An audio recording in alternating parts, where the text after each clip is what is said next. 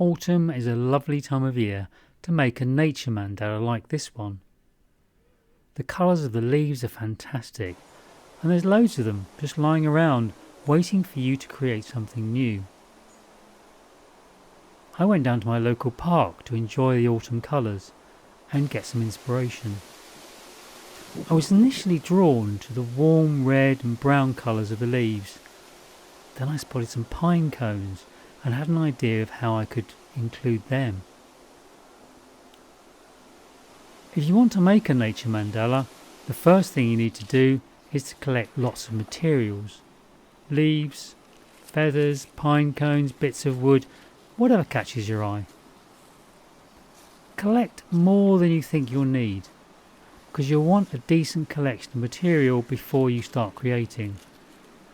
These are the raw materials that you'll use to create your mandala, and you'll probably find that you won't use all of it. Take some time with this stage.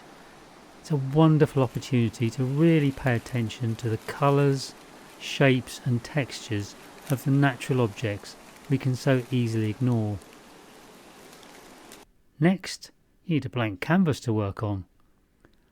Find a clear patch of grass or maybe a large flat stone. Now it's time to start creating. I often have a centerpiece for my nature mandalas, and I started with a rotten apple.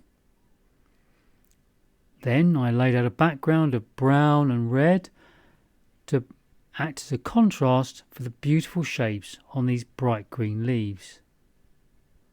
Next, I laid out pine cones in a pattern that looks a little bit like some four-legged creature. There's no rules about creating a nature mandala, so you can't get it wrong. Give it a try and see what you come up with.